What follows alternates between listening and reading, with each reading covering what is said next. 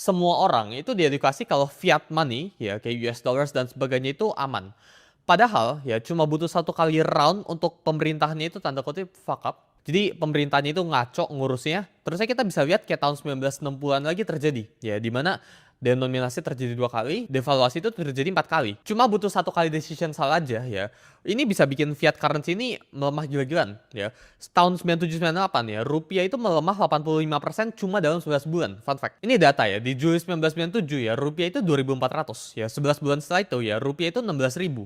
Jadi kalau lu punya purchasing power 100 juta ya di tahun 1997 ya, 11 bulan setelah itu ya, uang lu itu sisa kurang lebih 15 juta purchasing powernya. Dan gue pengen kasih tau ke kalian sini ya, setiap terjadi krisis seperti ini adalah tangga buat kalian naik. Ini adalah sebuah opportunity yang kalian bisa lihat.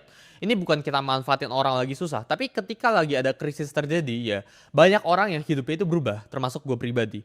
Contohnya kayak pada saat COVID ya, gue mungkin belum merasain tahun 98 ya, karena gue masih belum lahir pada saat itu. Tapi COVID itu merubah hidup gue. Di saat COVID ya, US dollar itu dicetak. 40% dari US dollar yang beredar sekarang itu dicetak. Gila-gilaan. Dan itu menjadi opportunity ya, dimana uang itu sangat banyak yang beredar ya buat kita ambil. Tahun 97-98 ya itu terjadi hyper crisis gila-gilaan ya, rupiah itu melemah 85% ya dalam 11 bulan. Terus ya BI ini kan ngelakuin intervensi ya kan. Terusnya rupiah itu mulai cooling down lagi dan semua orang itu lupa ya dari tahun 2000 sampai 2012. Tahun 2000 sampai 2012 ya rupiah itu cenderung stabil. Kenapa?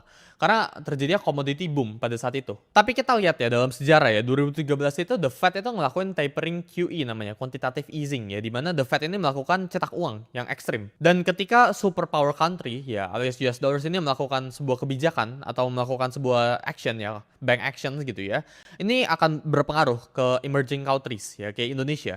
Indonesia itu melemah ya. Dulu rupiah itu bisa melemah sampai 30% ya di tahun 2013-an.